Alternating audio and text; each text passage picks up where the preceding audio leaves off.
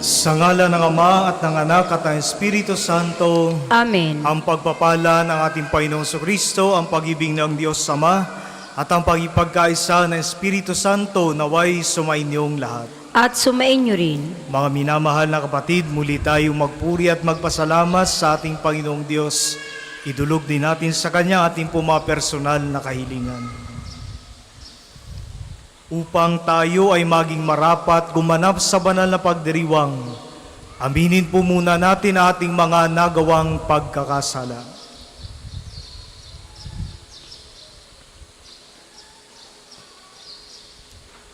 Inaamin ko sa makapangyarihang Diyos At sa inyong mga kapatid, na lubha akong nagkasala sa isip, salita at sa gawa, at sa aking pagkukulang. Kaya isinasamo ko sa mahal na Birheng Maria, sa lahat ng mga anghel at mga banal, at sa inyong mga kapatid na ako'y panalangin sa Panginoong ating Diyos. Kaawaan tayo ng makapangyarihang Diyos, patawarin tayo sa ating mga kasalanan, at patnubayan tayo sa buhay na walang hanggan. Amen.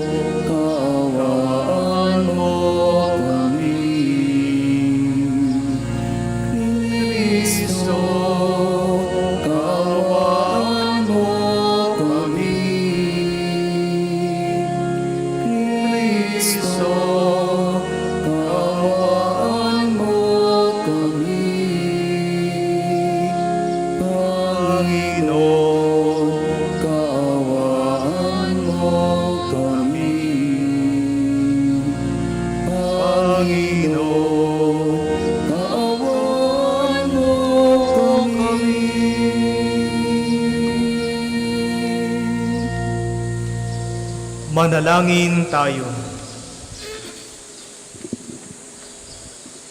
Ama naming makapangyarihan, sa iyong kagandahang loob, pinabubuti mo ang masasama at ginagawa mong maging banal ang dating alibugha. Makapiling ka nawa namin sa lahat ng iyong ginagawa, makapiling ka nawa namin sa iyong mga handog na kusa. Ang iyong mga pinabuti ay huwag nawang magsawa sa pagiging matatag sa banal na adhika. Sa pamagitan ni Jesucristo kasama ng Espiritu Santo, magpasawalang hanggan. Amen. Ang lahat po ay magsiupo. Pagbasa mula sa mga gawa ng mga apostol. Noong mga araw na iyon, pagkatapos ng mahabang pagtatalo, tumindig si Pedro at sinabi sa mga apostol at sa matatanda, "Mga kapatid, nalalaman ninyo na noong nakaraang mga araw, hinirang ako ng Diyos upang ipangaral sa mga hentil ang mabuting balita, at sila na may sumampalataya. At ang Diyos na nakasasaliksik ng puso, ang nagpatotoo na tulad natin, sila'y tinatanggap niya na pagkalooban sila ng Espiritu Santo. Iisa ang tingin ng Diyos sa kanila't sa atin. Nilinis din niya ang kanilang puso sapagkat nananalig sila kay Jesucristo. Bakit ba marunong pa kayo sa Diyos? Ba't nyo pinapapasan sa mga alagad ang isang dalahing mabigat na hindi natin napasan? Ni ng ating mga magulang. Sumasampalataya tayo at naligtas sa pamamagitan ng kagandahang loob ng Panginoong Hesus, gayon din naman sila. Tumahimik ang buong kapulungan. Nakinig sila kina Bernabe at Pablo habang isinasalaysay nila ang kababalaghang ginawa ng Diyos sa mga hentil sa pamamagitan nila. Pagkatapos, si Santiago naman ang nagsalita, "Mga kapatid, pakinggan ninyo ako. Katatapos pa lamang isalaysay ni Simon ang unang pagkatawag ng Diyos sa mga hentil upang sila rin ay maging bayan niya ayon sa hula ng mga propeta. Pagkatapos nito ay babalik ako. at muli kong itatayo ang bumagsak na tahanan ni David. Muli kong ibabangon mula sa kanyang pagkaguho upang ang Panginooy hanapin ng ibang tao ng lahat ng bansang tinawag ko upang maging akin. Gayon ang sabi ng Panginoon na nagpahayag ng mga bagay na ito mula pa noong una. Kaya't pasya ko'y huwag nating ligaligin ang mga hentil na lumalapit sa Diyos. Sa halip, sulatan natin sila na huwag kakain ng anumang inihandog sa Diyos-Diyosan. Huwag makikiapid, huwag kakain ng hayop na binigti at ng dugo. Sapagkat mula pa ng unang panahon, ang kautusan ni Moises ay binabasa sa mga sinagoga tuwing araw ng pamamahinga at ipinangangaral ang kanyang salita sa bawat bayan. Ang salita ng Diyos. Salamat sa Diyos. Salmong tugunan, sa lahat ay ipinahayag, gawa ng poong nagligtas. Sa lahat ay ipinahayag, gawa ng poong nagligtas. Purihin ang Panginoon, awitan ng bagong awit. Panginooy papurihan itong lahat sa daigdig. Sa lahat ay ipinahayag, gawa ng poong nagligtas. Awitan ang Panginoon, ngalan niya ay purihin. Araw-araw ang ginaway pagliligtas ay banggitin. Kaya't sa ay ipahayag na ang poon ay dakila, sa madla ay papahayag ang dakila niyang gawa. Sa lahat ay ipinahayag, gawa ng poong nagligtas. Panginooy siya'y hari, sa daigdig ay sabihin, sanlibot ay matatag na, kahit ito ay ugain. Sa paghatol sa nilikha, lahat ay pantay sa paningin. Sa lahat ay ipinahayag, gawa ng poong nagligtas. Ang lahat po ay magsitayo.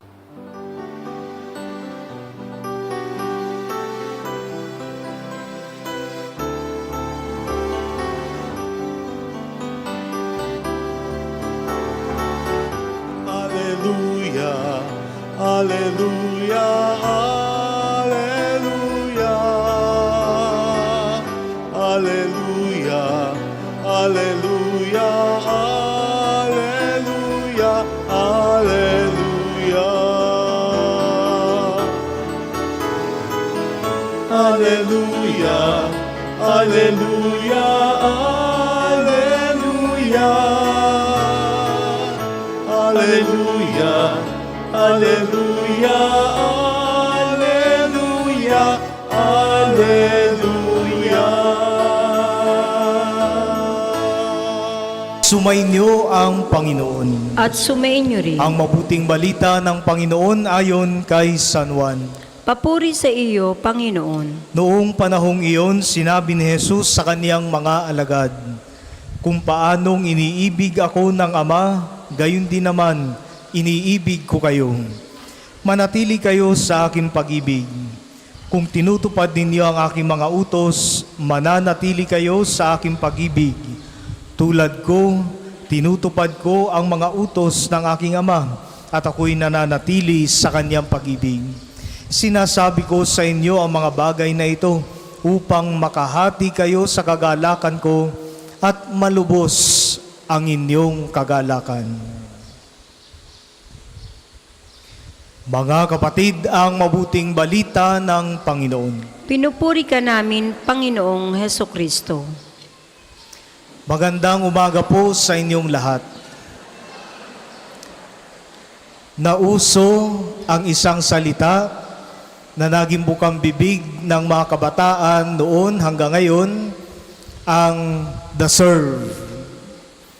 Ito'y slang na expression ng salitang deserve. Sa maraming pagkakataon, ito'y ginagamit ng may pangungutya o di kaya naman ay ginagamit sa konteksto ng pambibiro o biro. Kapag sinabi nating deserve tayo, kung ano man ang bagay na iyon, ibig sabihin, nararapat lamang na ito'y ipagkaloob sa atin. Marahil dahil pinagtrabahuhan natin yon, mayroon tayong ginawa para masabi nating kailangan natin yun, nararapat yun para sa atin. Subalit kapag pag-uusapan natin, mga minamahal na kapatid, ang pagmamahal ng Diyos sa atin, we will never say that we deserve God's love.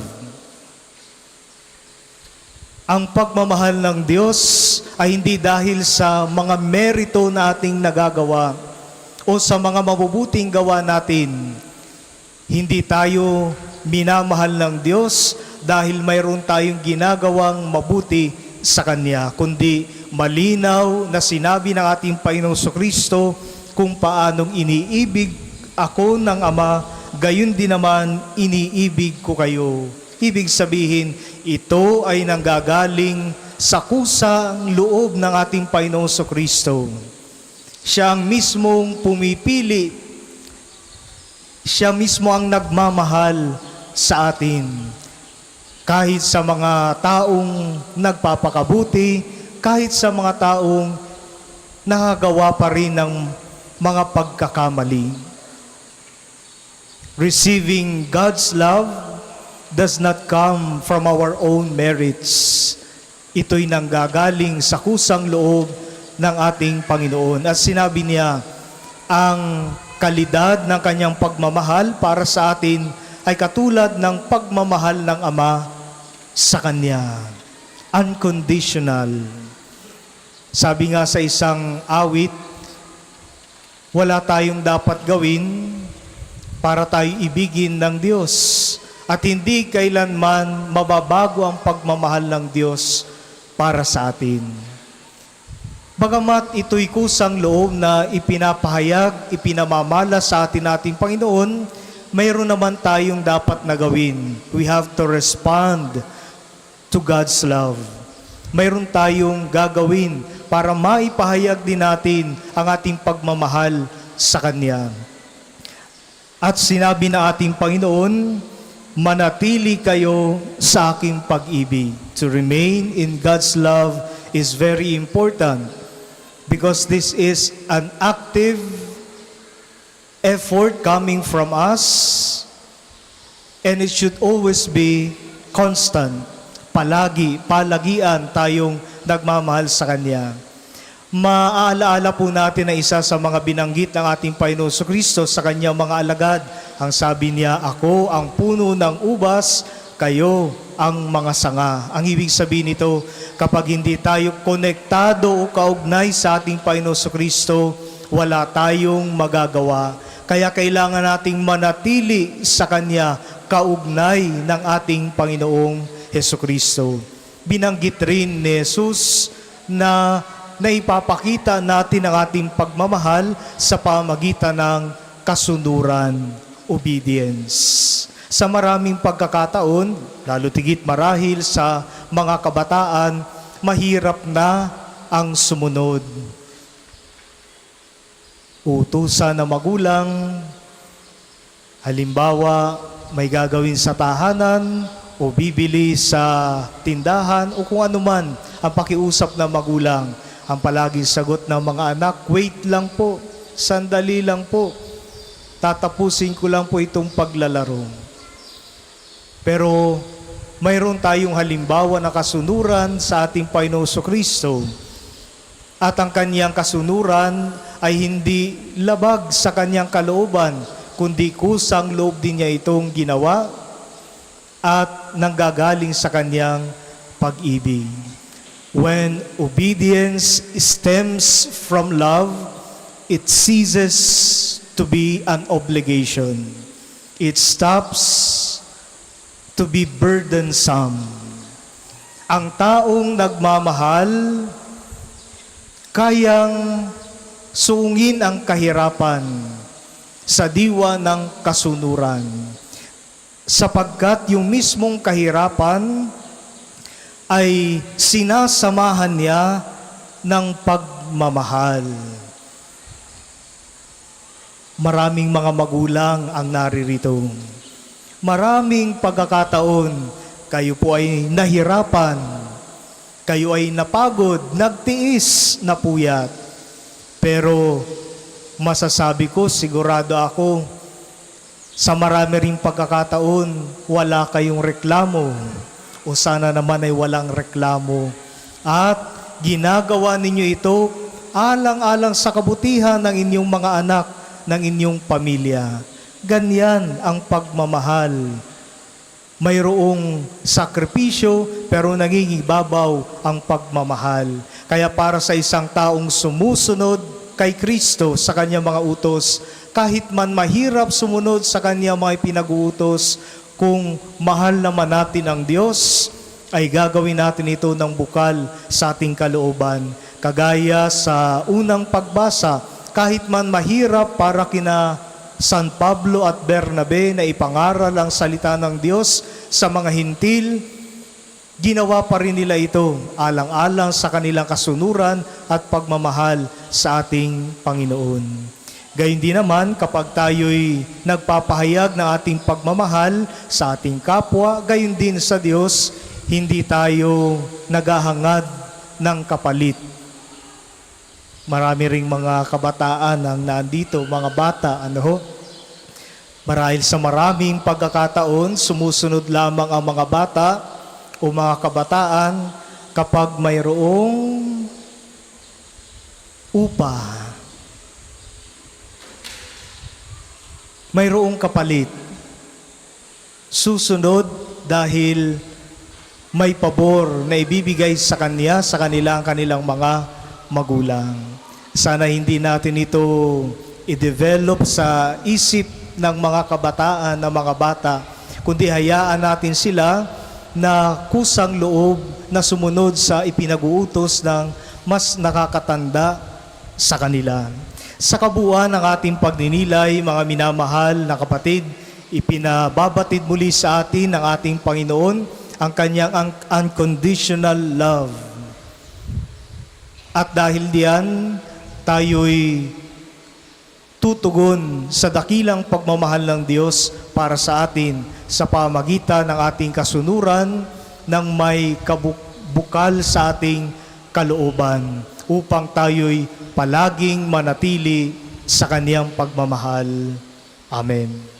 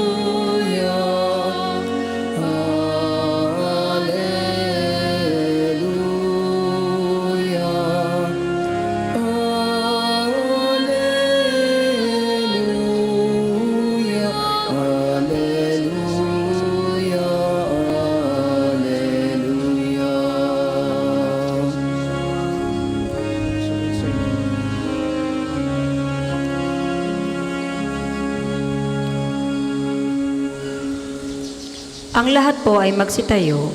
Manalangin kayo mga kapatid upang itong aking paghahain ay kalugdan ng Diyos sa mga makapangyarihan.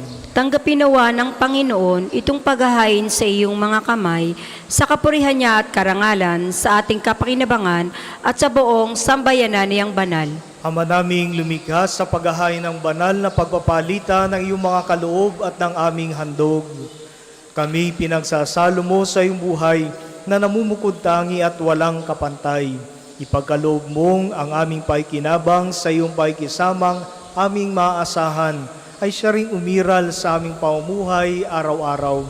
Sa pamagitan ni Jesucristo kasama ng Espiritu Santo, magpasawalang hanggan. Amen. Sumainyo ang Panginoon. At sumayin niyo rin. Itaas sa Diyos sa inyong puso at diwa. Itinaas na namin sa Panginoon. Pasalamatan natin ang Panginoong ating Diyos. Marapat na siya ay pasalamatan. Manaming makapangyarihan, tunay ngang marapat na ikaw ay aming pasalamatan. Ngayong pinagdiriwa ang paghahain ng Mesiyas, ang maamong tupa na tumubos sa aming lahat. Ang katawan ng anak mong sa krus ay nabayubay, ay handog ng pag-ibig na walang kapantay. Ito ang paghahaing ganap mong kinalugdan. Ito ang nilunggati ng dating pag-aalay.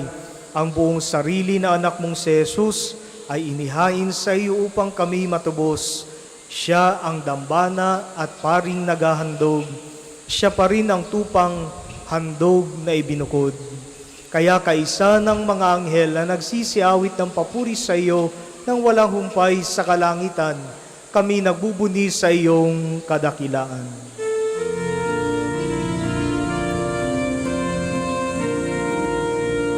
Santo, Santo, Santo, Panginoong Diyos ng mga hukbo, napupuno ang langit at lupa ng kadakilaan mo. Hosana, Hosana, sa kaitaasan, pinagpala na paririto sa ngalan ng Panginoon. Hosana, Hosana, sa kaitaasan.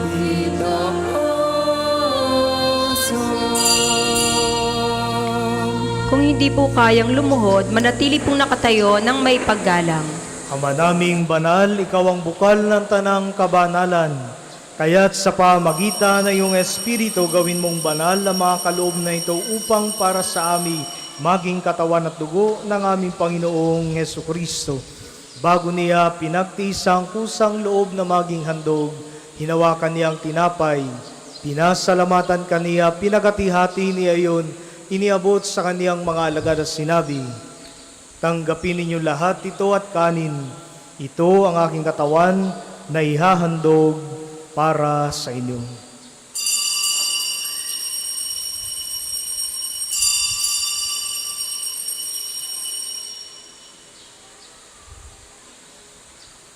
Gayun din naman noong matapos ang hapunan, hinawakan niya ang kalis. Muli kaniyang pinasalamatan. Iniabot niya ang kalis sa kaniyang mga alagad at sinabi, tanggapin ninyong lahat ito at inumin ito ang kalis ng aking dugo ng bago at walang hanggang tipan. Ang aking dugo na ibubuhos para sa inyo at para sa lahat sa kapagpapatawad ng mga kasalanan. Gawin ninyo ito sa pag-alaala sa akin.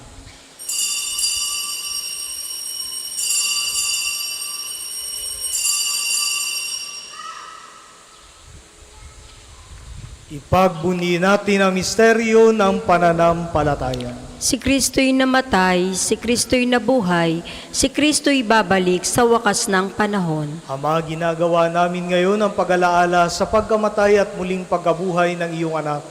Kaya tiniaalay namin sa iyo ang tinapay na nagbibigay buhay at ang kalis na nagkakaloob ng kaligtasan. Kami nagpapasalamat dahil kami minarapat na tumayo sa harap mo para maglingkod sa iyo. Isinasamo namin kaming magsasalo-salo sa katawan at dugo ni Kristo ay mabuklod sa pagkakaisa sa pamagitan ng Espiritu Santo. Ama, lingapin mo ang simbahang laganap sa buong daigdig. Puspusin mo kami sa pag-ibig. Kaisa ni Leon na aming Papa at ni Gilbert na aming Obispo at ng Tanang Kaparian. Halalahanin mo rin ang mga kapatid naming nahimlay na may pag-asang sila'y muling mabubuhay, gayon din ang lahat ng mga pumanaw. Kaawaan mo sila at patuloyin sa iyong kaliwanagan. Kaawaan mo at pagindapating kaming lahat na makasalo sa iyong buhay na walang wakas. Kaisa ng mahal na Birheng Maria na Ina ng Diyos, kaisa ni San Jose na kaniyang kabiyak na puso, ng mga apostol at ang lahat ng mga banal, na namuhay dito sa daigdig ng kalugod-lugod sa iyo, may pagdiwang nawa namin ang pagpupuri sa ikararangal mo sa pamagitan na iyong anak na aming Panginoong Hesukristo.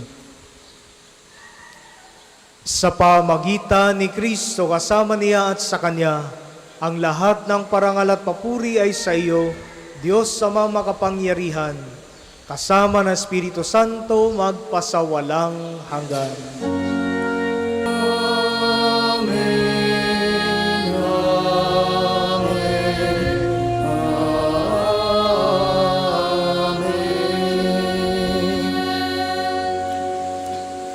Sa tagubilin ng mga nakagagaling na utos sa turo ni Jesus na Panginoon natin at Diyos, ipahayag natin ng lakas loob.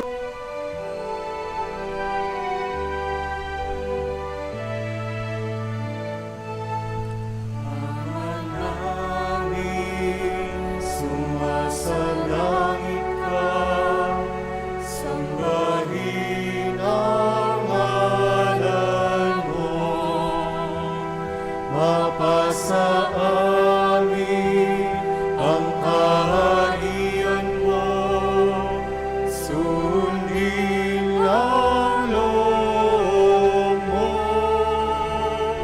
Dito sa lupa para lang sa langit, bigyan mo po kami ngayon ng aming kakanin sa araw-araw at paglawarin mo kami sa aming mga sala para na pagpapatawad namin sa nagkakasala sa amin. At huwag mo kaming ipahintulot sa gusto, at iadya mo kami sa lahat ng masama.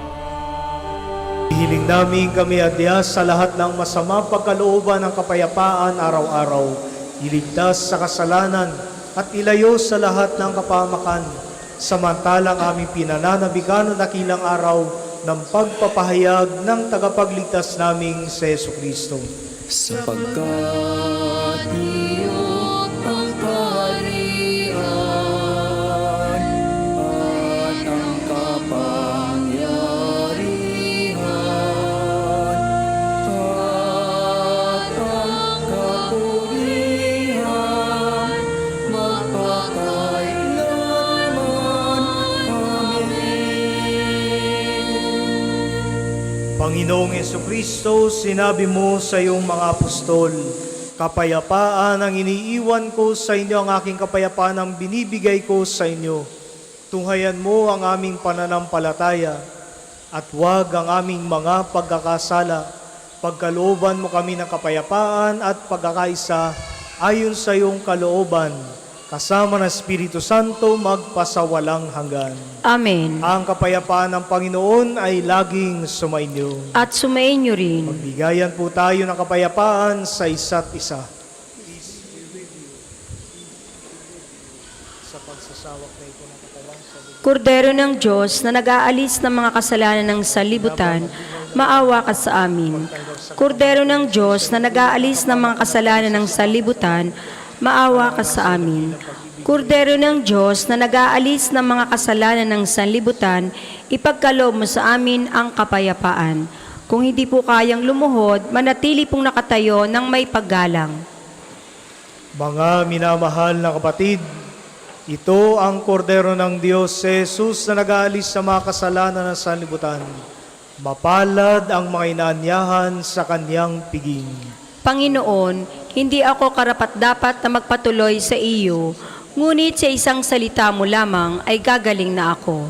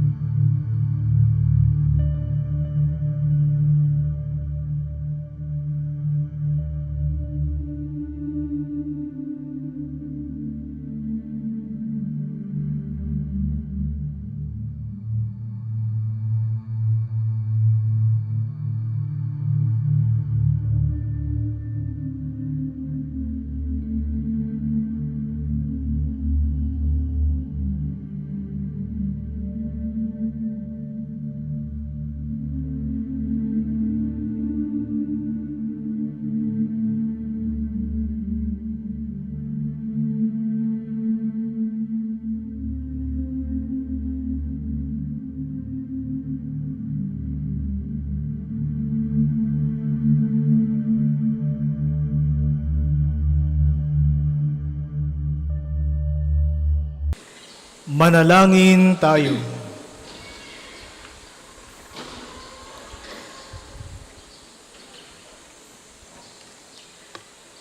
Ama naming mapagmahal, manatili kang kapiling ng iyong sambayanan na ngayon pinapakinabang mo sa iyong sariling buhay at gawin mong kami pasulong na makahakbang mula sa dati naming pagkamakasalanan patungo sa pagbabagong nagdudulot ng iyong kabutihan sa pamagitan ni Jesucristo kasama ng Espiritu Santo magpasawalang hanggan. Amen. Sama-sama po nating dasalin ang mga sumusunod na panalangin. Panalangin ng pagtitiwala kay Santo Padre Pio. Padre Pio, taga Pietrelcina, mongheng banal, pintakasing santo ng milenyong kasalukuyan, gabay namin sa pagtahak sa landasing makalangit, takbuhan sa pangangailangan, huwaran ng pagtitiis. Sa iyo namin inilalapit aming mga kagipitan, sa iyo po'y binibilin kalusugan at kabuhayan.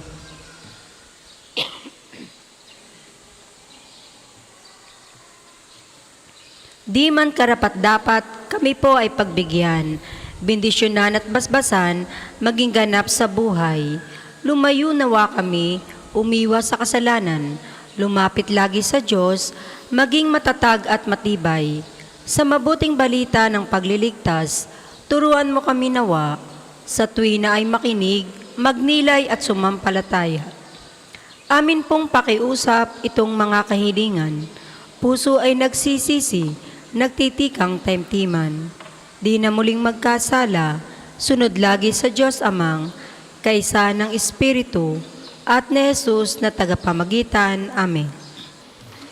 Mga kapatid, manalangin tayo sa Diyos sa mga makapangyarihan upang tayo ay maging kawangis si Kristo sa taimtim na pagdalangin sa tulo ng mga larawan at mga dasalan.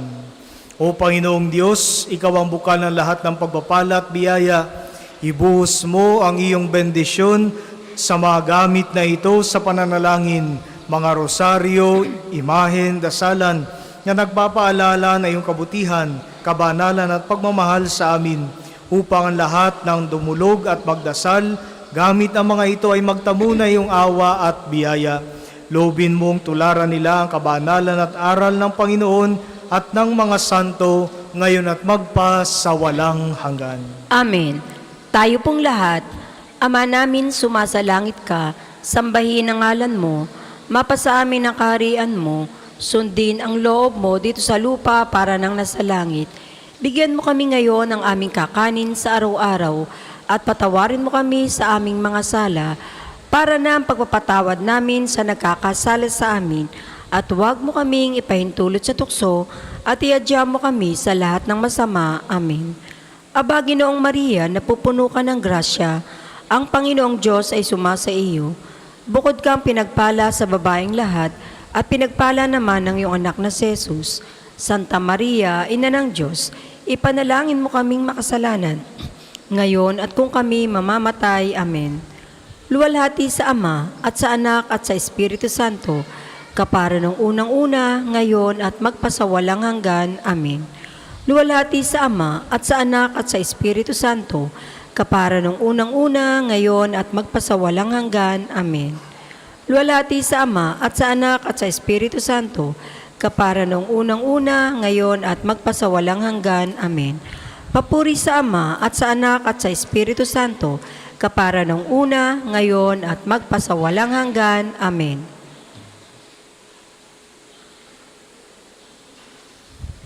Sumainyo ang Panginoon. At sumain niyo rin. Pagpalain kayo ng makapangyarihang Diyos, Ama, Anak at Espiritu Santo. Amen. Tapos ng banal na misa, humayo kayong mapayapa.